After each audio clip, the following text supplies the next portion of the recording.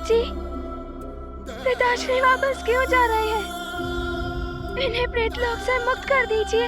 हनुमान, मेरी ओर से आपके पिता मुक्त हो चुके हैं। आपके पिता की मुक्ति कालदेव की इच्छा पर निर्भर करती है। प्रेतराज ऐसा कैसे कर सकते हैं? कालदेव को मेरे पिताश्री को मुक्त करना ही होगा। मैं पुनः जाके उन्हें मनाऊंगा।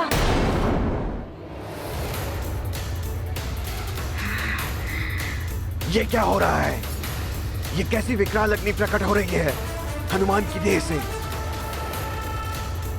हाँ।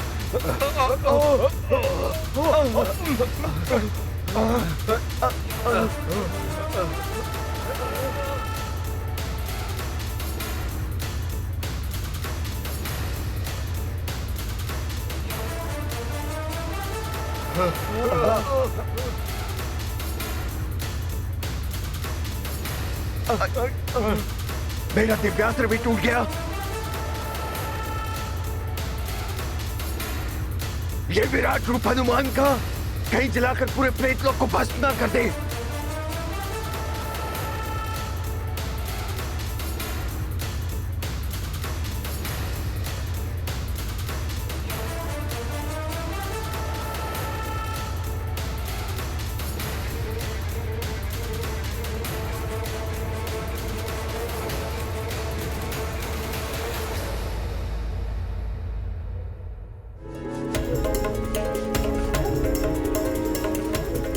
धन्यवाद सभी देवों को जिन्होंने हनुमान को ऐसी दिव्य शक्तियां दी। अब मुझे विश्वास हो गया है कि हनुमान पर यहाँ कोई विपत्ति नहीं आ सकती।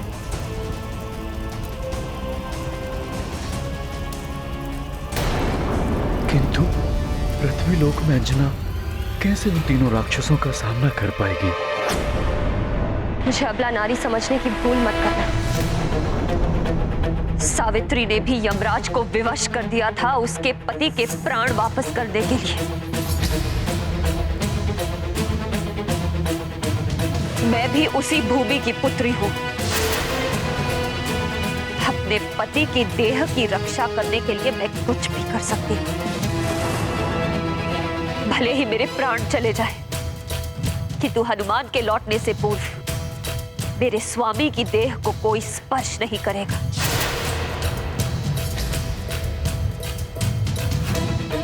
मेरा हनुमान अपने पिता के प्राण वापस लेकर लौटेगा।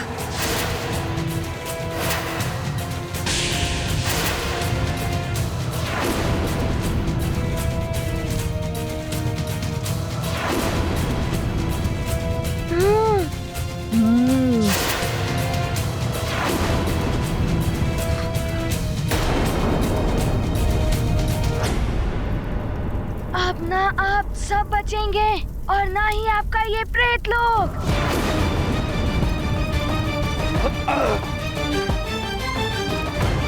नहीं, नहीं हनुमान, ऐसा मत करो। नहीं, रुक जाओ।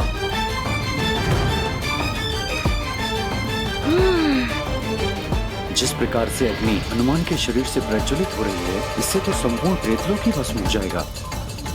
प्रेतराज, कुछ कीजिए, बचाइए प्रेतलोक को।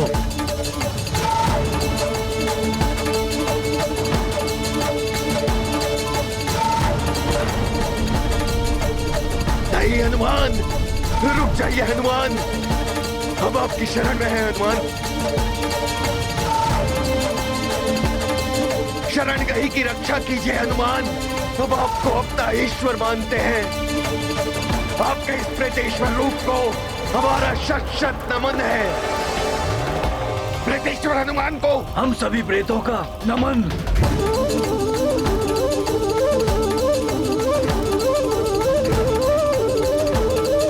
मैं आपको आपके पिता से मिला दूंगा। अपनी इस धृष्टता के लिए मैं आपसे क्षमा मांगता हूँ। हमें क्षमा कर दीजिए हनुमान, हम सभी क्षमा प्रार्थी हैं।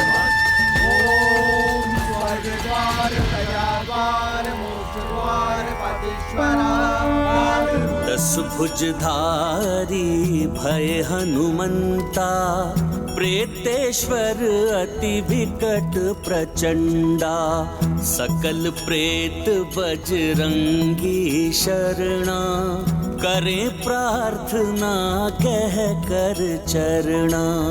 कहीं किसी का हित ना होवे, मारुति में विश्वास जो होवे, प्रेत राज दे वचन बद्धता, हनुमत भगत न होगी बाधा।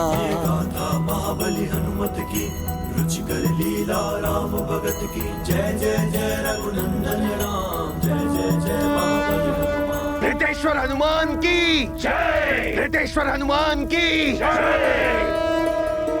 हनुमान ने तो प्रेतों पर विजय पा ही ली, उधर अंजना भी विपत्ति के समक्ष अड़िग खड़ी हुई है। अंजना, मत करो ये मूर्खता, फेंक दो ये गदा। तुम जो ये करने जा रही हो वो उचित नहीं है, और तुम जो करने जा रहे हो वो उचित है क्या?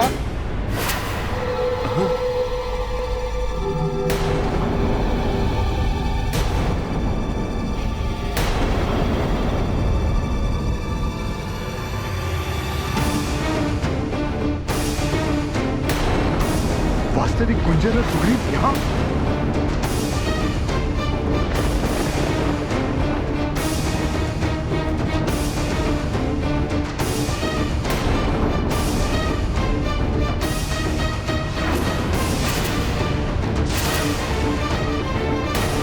पिताश्री,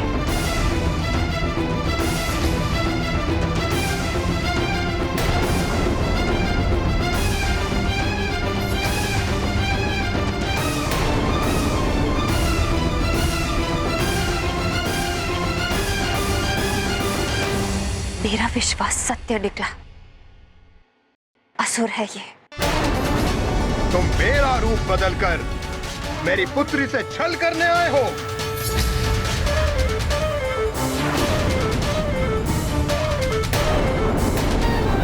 अंजना, मैं तुम्हें नहीं छोड़ूंगा।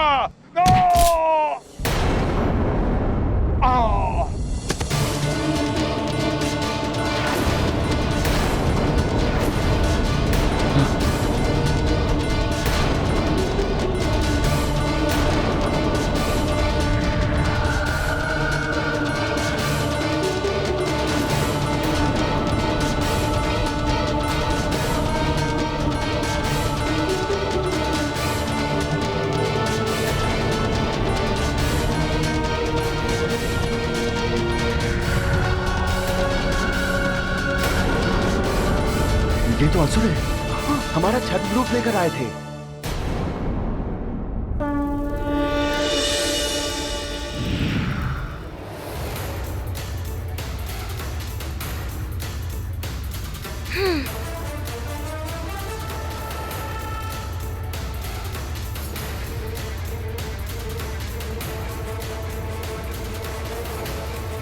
प्रेतराज जी, मुझे अपने पिताश्री से शीघ्र मिलवा दीजिए।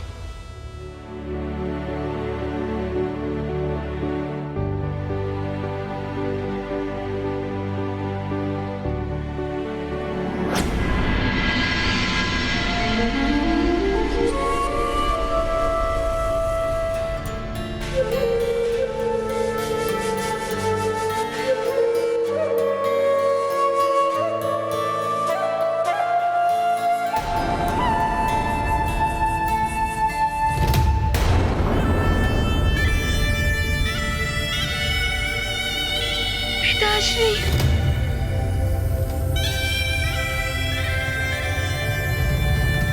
पिताश्री,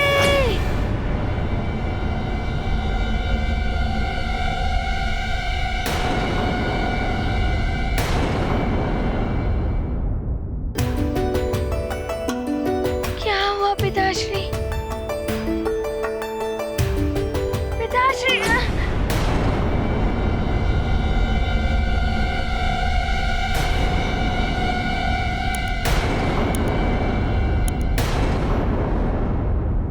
क्या हुआ पिताश्री आपको? मैं आपको स्पर्श भी नहीं कर पा रहा। आप आत्मा के रूप में हैं।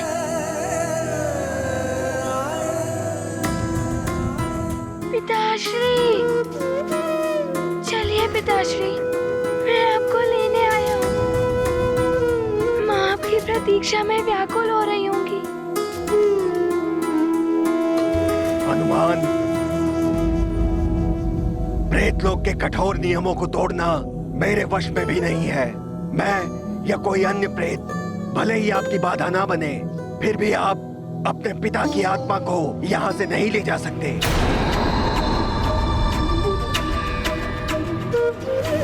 नहीं, मेरे पिताश्री मेरे साथ ही चलेंगे, है ना पिताश्री?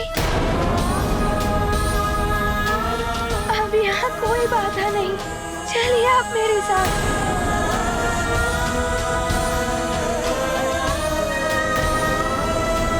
आप इस प्रकार क्यों देख रहे हैं मुझे? कौन हो तुम?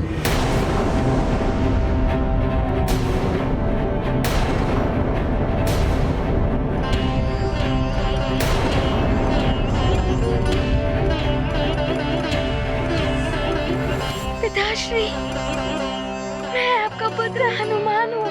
कौन हनुमान? मेरा कोई पुत्र नहीं है, ना ही मैं किसी का पिता हूँ।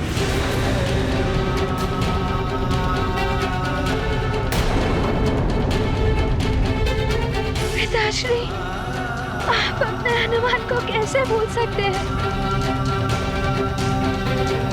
माँ आपके बिछुओं में रो रो कर अपने प्राण त्याग देंगे पिताश्री। आपका हनुमान भी आपके बिना जीवित नहीं रह पाएगा। आप चलिए मेरे साथ, मैं आपको लेने आया हूँ। चलिए ना पिताश्री। आत्मा का कोई पुत्र नहीं होता, कोई पत्नी नहीं होती। मैं मात्र एक आत्मा हूँ, प्रेतलोक की एक आत्मा। आत्मा का किसी से कोई संबंध नहीं होता।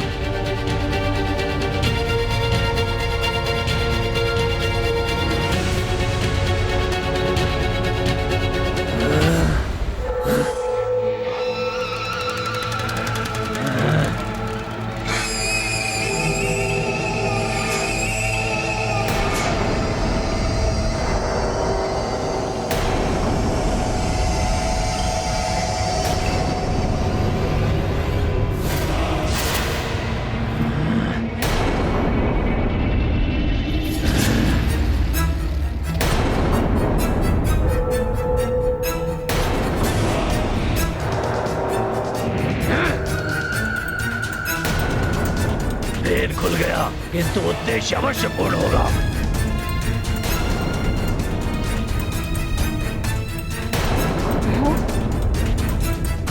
अंजना, मैं तुम्हें नहीं छोड़ूंगा, तुम्हारी इच्छा पूर्ण नहीं होगी।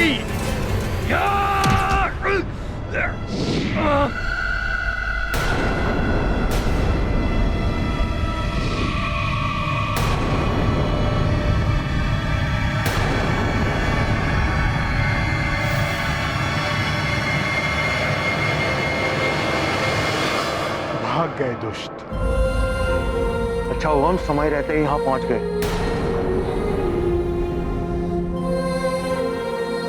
पुत्री अंजना। पिताश्री,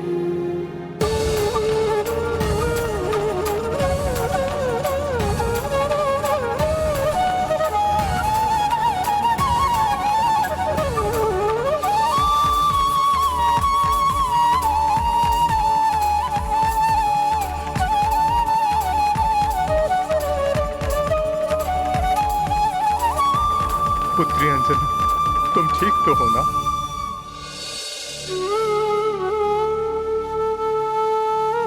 स्वामी, एक क्षण के लिए भी विलंब हो जाता तो न जाने ये राक्षस क्या अनर्थ कर बैठते।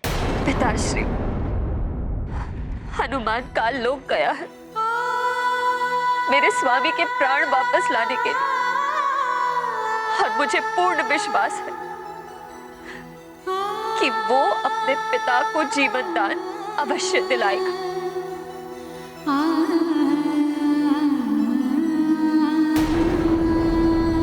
नहीं, ऐसा मत कहिए पिताश्री, आप सुमेरु के राजा हैं। मैं आपका पुत्र हनुमान हूँ, आपका केसरी नंदन हनुमान। पहचानिए मुझे पिताश्री।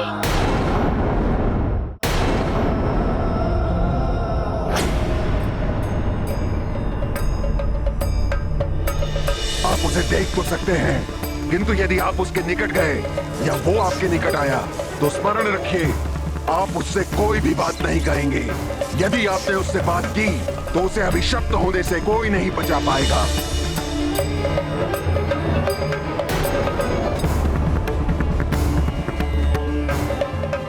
पुत्र, तुम्हारी भलाई इसी में है कि मैं तुम्हें ना पहचानूं। प्रेतराज के कथानुसार यदि मैंने तुमसे पिता की भांति कोई बात की तो तुम अभिशप्त हो जाओगे हनुमान। मैं तुम्हें संकट में नहीं डाल सकता। उचित यही है कि मैं तुम्हारे साथ अपरिचित की भांति व्यवहार करूं, जिससे तुम मेरा मोह छोड़ दो।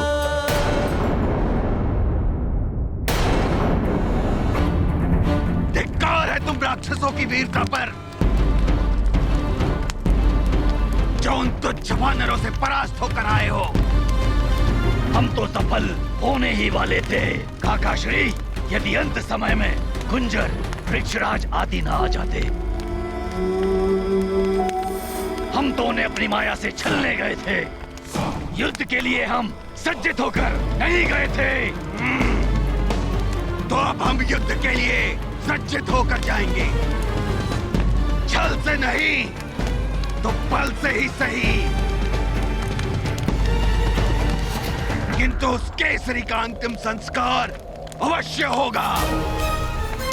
उसने मेरे भाई का हाथ उखाड़ा था।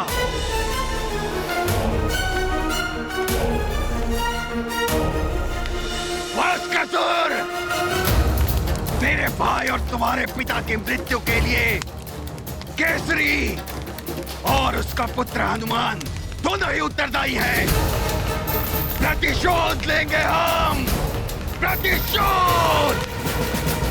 केसरी की देह को भस्म कर देंगे हम। हनुमान कुछ नहीं कर पाएगा, कुछ नहीं। कल का सूर्योदय केसरी के परिवार के जीवन के सूर्यास्त का संदेश लेकर आएगा।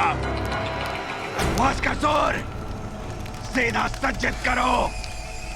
कल प्रातःकाल ही हम आक्रमण करेंगे उन पर। पिताश्री, देखिए हनुमान के अश्रु को। इनमें मेरी माँ की पीड़ा भी दिखाई देगी। बस एक बार मुझे पुत्र कहकर पुकारिए पिताश्री, एक बार।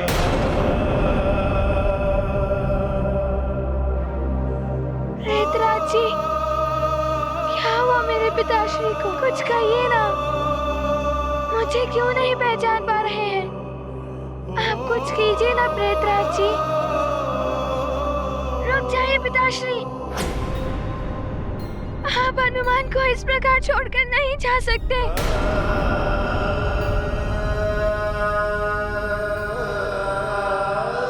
कौन हनुमान? किसका पिताश्री?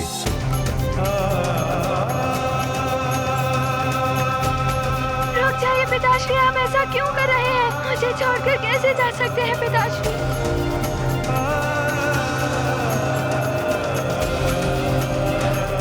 मैं विवश हूँ पुत्र।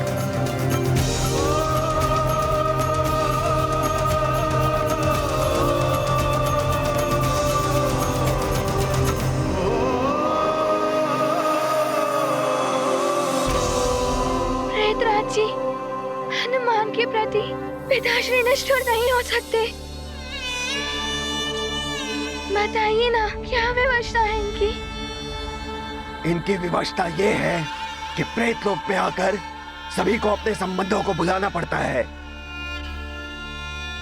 अन्यथा उनके संबंधी संकट में पड़ सकते हैं। शीघ्र लौट जाओ यहाँ से पुत्र, अन्यथा तुम्हारे साथ भी अनर्थ हो सकता है। हमारे परिवार की भलाई के लिए तुम्हें वापस जाना ही होगा हनुमान।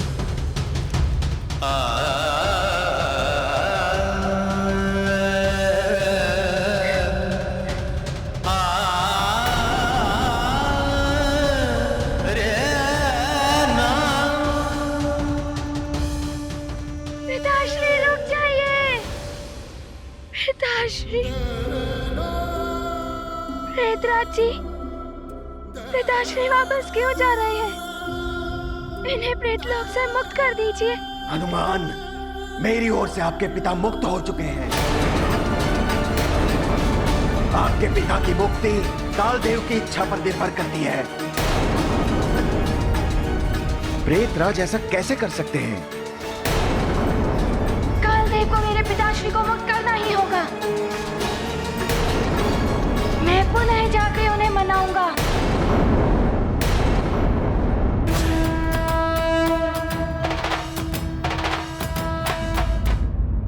कालदेव को मेरे पिताश्री को मुक्त करना ही होगा।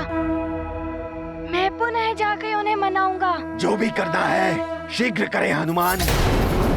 11 दिवस के पश्चात आपके पिता की आत्मा यहाँ से चली जाएगी, फिर आप उन्हें नहीं ढूंढ पाएंगे। प्रेतराज जी, मैंने मेरी माँ को वचन दिया है और उनके वचन की पूर्ति के लिए मुझे कुछ भी करना पड़े मैं करूँगा। मैं पिताश्री को वापस लेकर ही जाऊँगा।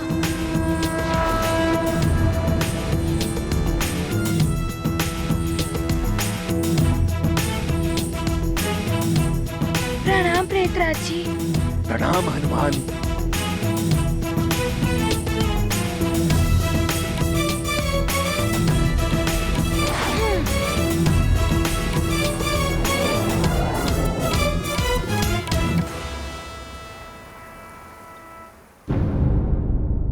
तुम्हारे पिता अब जीवित नहीं हो सकते। इसे तुम तुम्हारा भाग्य समझकर स्वीकार कर लो और लौट जाओ। ऐसा मत कहिए कालदेव। हनुमान की विनती। तुम्हारी विनती, प्रार्थना या किसी तर्क का कोई अर्थ नहीं है, क्योंकि काल समस्त भावनाओं से परे है। काल के सिंहासन विचार भू और ये लाल ध्वज की मर्यादा इसीलिए स्थिर है क्योंकि काल अपने नियमों का पालन कठोरता से करता है। नियम है तो यम है।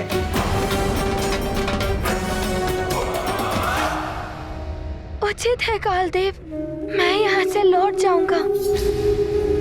मैं आपसे कोई तर्क नहीं करूंगा। मैं आपसे कोई युद्ध भी नहीं करना चाहता। लौट जाऊंगा मैं, किंतु आपसे मुझे मृत्यु से संबंधित कुछ प्रश्नों के उत्तर चाहिए।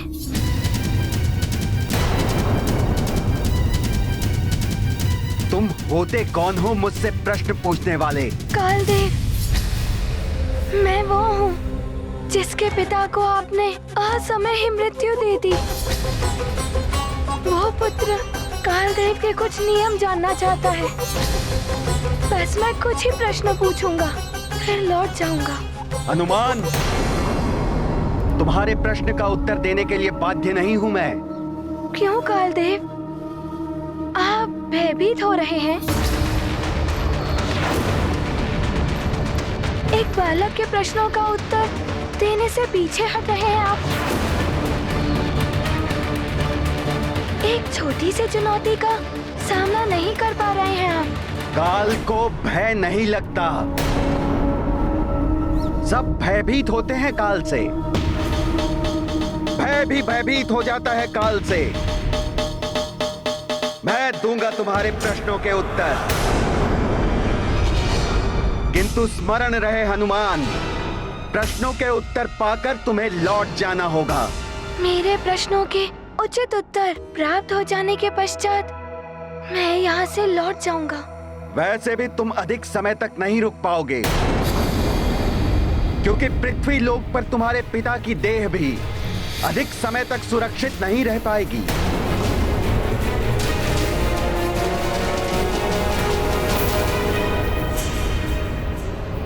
तो हमारी सेना सज्जित हो गई। सेना तो सज्जित हो गई है काकाश्री, किंतु हमें ध्यान रखना होगा। वो वानर कुंजर ऋक्षराज बड़े योद्धा हैं और ऋक्षराज का पुत्र सुग्रीव युद्ध कला में सबसे अधिक निपुण है। तो सबसे पहले हम उन्हीं को नियंत्रण में करेंगे। तभी हम केसरी की देह को वहाँ से ले जा सकेंगे। ऐसा ही होगा काका श्री। हम अपने छल बल और माया से उन्हें उलझाएंगे, फिर वे वानर हमें रोक नहीं पाएंगे। तो चलो भास्कर, प्रतिशोध की अग्नि में केसरी की देह को भस्म कर देंगे। हम प्रतिशोध लेंगे।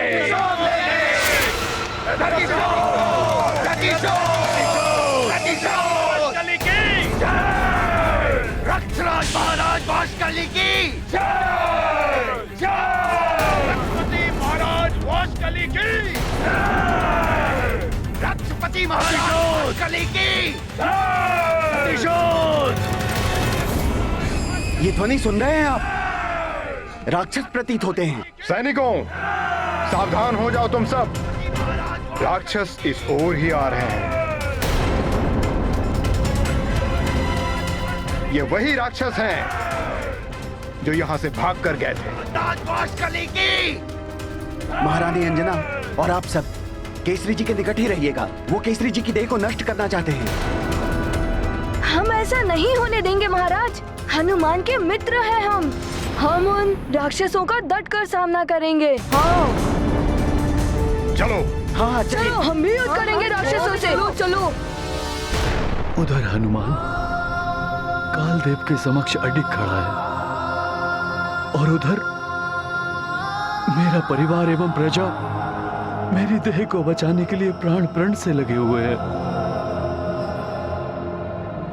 सब मुझे बचाने के लिए किसी भी प्रकार का संकट लेने को तैयार है। केसरी जी, आप बड़े भाग्यवान हैं जो आपको ऐसा पुत्र, ऐसा परिवार एवं ऐसी प्रजा मिली है। जब एक बड़ा समूह किसी अच्छे कार्य के लिए एकजुट होकर प्रयास करती है तो प्रकृति भी उसके अनुकूल हो जाती है। मुझे पूर्ण विश्वास है कि हनुमान आपको यहाँ से मुक्त करा लेंगे, कालदेव को बना लेंगे वो। हनुमान, शीघ्र पूछो, क्या पूछना चाहते हो? मेरे पास अधिक समय नहीं है तुम्हारे लिए। समय तो मेरे पास भी नहीं है कालदेव, किंतु आपसे पूछने के लिए प्रश्न मैंने अवश्य सोच लिए हैं। कालदेव, मेरा प्रथम प्रश्न ये है कि आत्मा क्या होती है? आत्मा परम ब्रह्म, परम आत्मा का अंश होता है। जब ये देह में होता है तब ये कर्मों के अनुसार सुख दुख का अनुभव करता है। देह से मुक्त होते ही ये समस्त कामनाओं एवं लोभ मोह आदि विकारों से परे हो जाता है और मोक्ष की स्थिति में ये पुनः परमात्मा से मिल जाता है।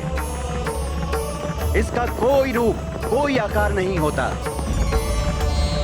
ये सनातन है, अविनाशी है।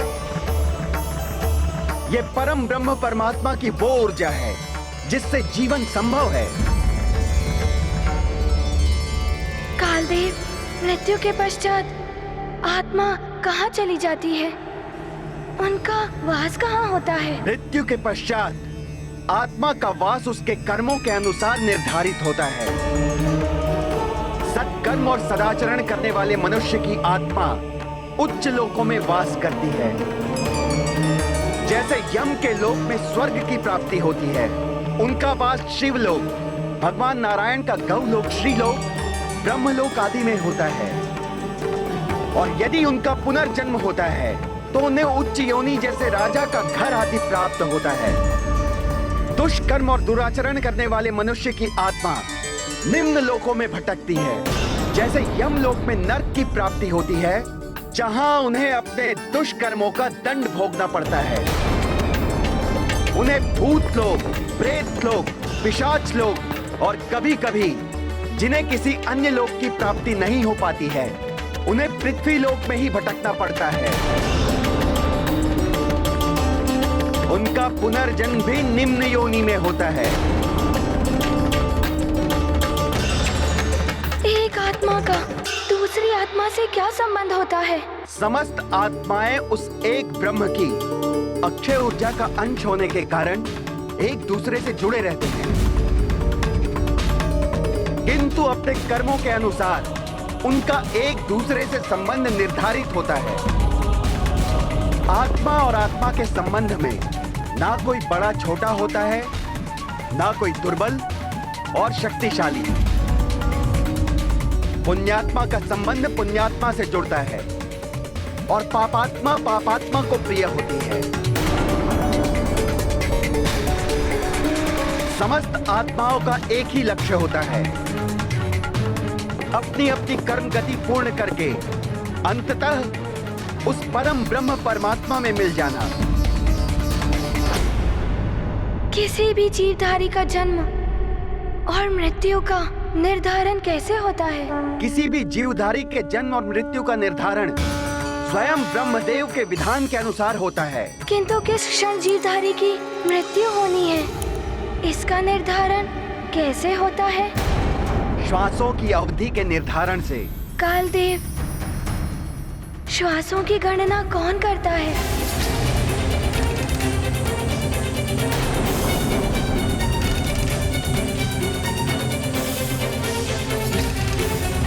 कालदेव, मेरे प्रश्न का उत्तर दीजिए। श्वासों की गणना करने का कार्य किनका है? प्रत्येक जीवधारी की श्वासों की गणना करने का कार्य त्रिदेव ने शनिदेव के अधीन किया है। तो क्या कालदेव, आपने मेरे पिताश्री को मृत्यु देते पूर्ण शनिदेव से तो पूछा ही होगा मेरे पिता के शेष श्वासों के बारे में, कि उनकी श्वासें पूर्ण हो गई हैं या शेष है? हनुमान, तुम इस प्रकार का कोई प्रश्न नहीं कर सकते हो मुझसे। मेरे पिताश्री की मृत्यु से जुड़ा हुआ है ये प्रश्न। एक पुत्र को इसका उत्तर जानने का अधिकार है। बताइए ना कालदेव, क्या आपने पूछा था शनिदेव से मेरे पिताश्री की शेष श्वासों के बारे में?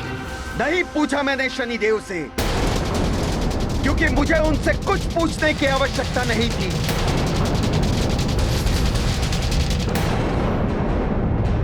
आक्रमण!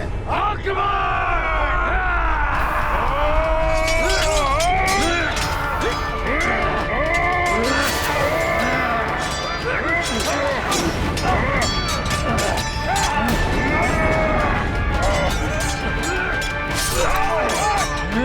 तुम्हारे क्षेत्र में तुम्हें आकर मारेंगे राक्षसों। जिसने भी आगे बढ़ने की हिम्मत की उसका अंत निश्चित है। केसरी पर उठने वाले सारे हाथ तोड़ दूंगा मैं। हाथ तोड़ोगे तुम? यही भूल की थी केसरी ने, मेरे पिता का हाथ उखाड़ दिया। वही प्रतिशोध लेने में आया हूँ।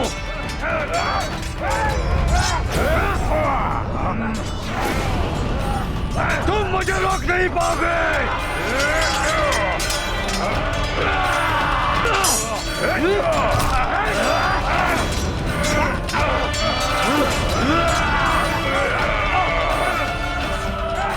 अच्छा, तो तुम ही हो वाष्कासुर? हाँ, वानर राज कुंजर, राक्षसों के परम शत्रु हनुमान और उसके पिता से प्रतिशोध लेने का इतना अच्छा अवसर मैं कैसे छोड़ सकता हूँ?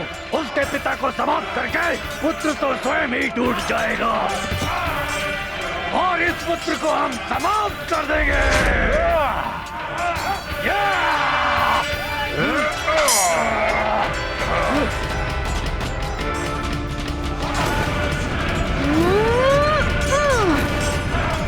अच्छा, चुपके से आ रहे हैं महाराज की ओर मित्रों।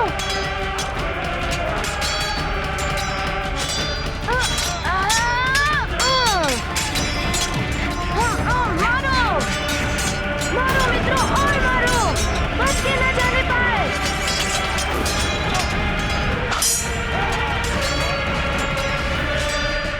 आओ राक्षसों, मेरा सामना करो। भले ही मैं अभी राक्षसी नहीं, किंतु शक्ति अब भी है मुझ में। मैं भी आती हूँ मार्जरिका। अंजना, रुक जाओ, हमें केसरी जी की भी रक्षा करनी होगी। और जोर से मित्रों। अब लगता है माया का प्रयोग करना पड़ेगा मुझे।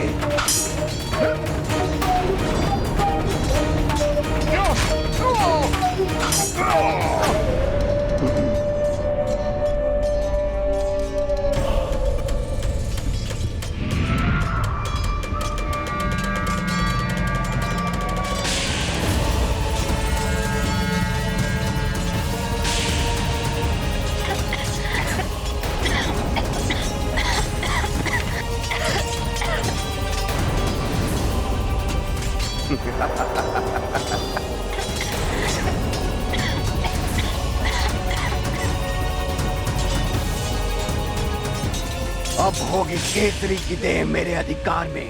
हनुमान, अब पूरा होगा मेरे भ्राता के वध का प्रतिशोध।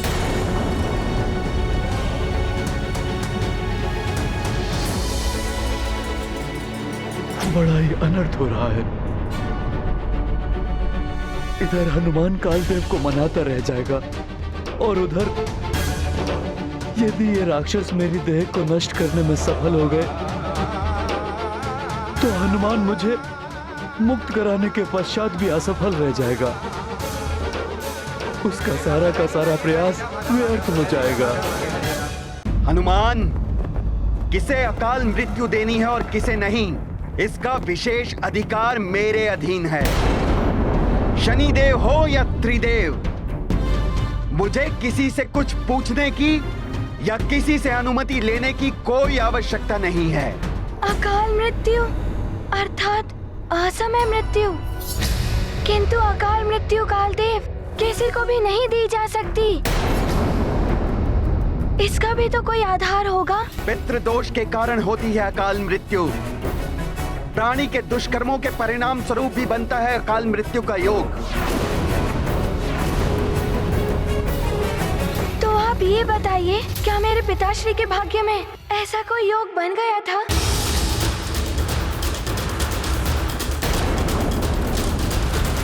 अच्छा, तो तुम मुझे प्रश्नों में उलझाकर मेरे कार्य को अनुचित सिद्ध करना चाहते हो।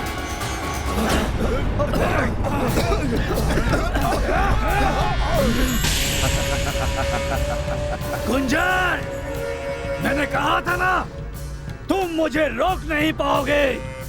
मेरा कार्य हो गया। चलो मेरे शूरवीरों। सोच क्या रहे हैं कालदेव, बताइए। क्या मेरे पिताश्री के भाग्य में अकाल मृत्यु का कोई योग बन गया था?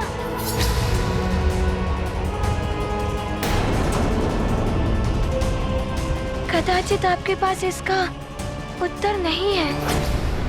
ठीक है, मैं शनिदेव से ही पूछ लेता हूँ। वे न्याय के देवता हैं।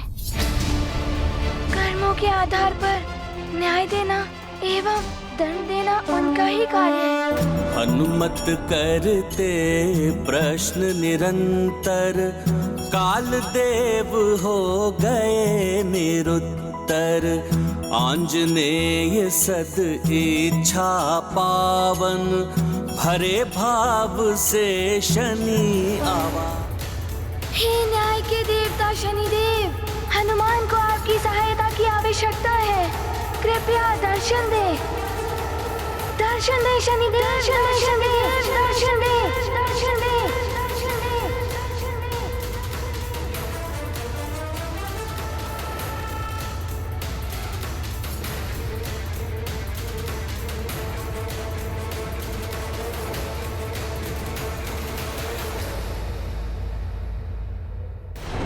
प्रणाम शनिदेव।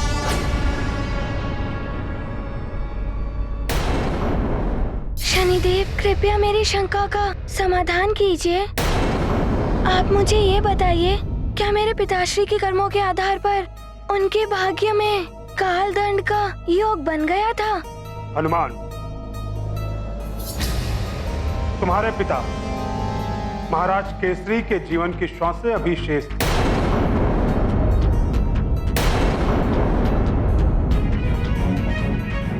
उन्होंने तो जीवन भर सदैव सत्कर्म ही किए, अतः उनकी श्वासें कम करने का कोई आधार नहीं बनता।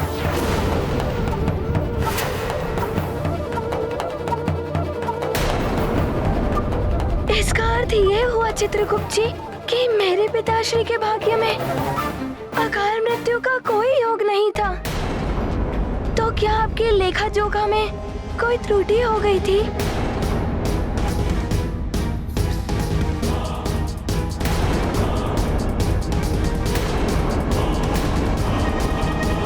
पुत्री, तुम ठीक तो हो ना? स्वामी,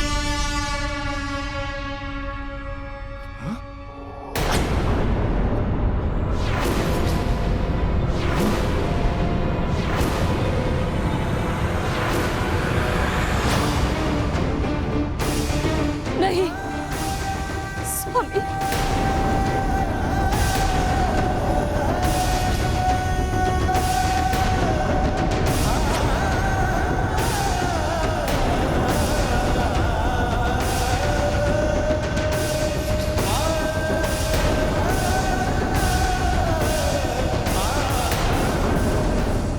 राम भक्त महाबली हनुमान को जानना हो तो चैनल को सब्सक्राइब करें और बेल आइकॉन दबाना न भूलें।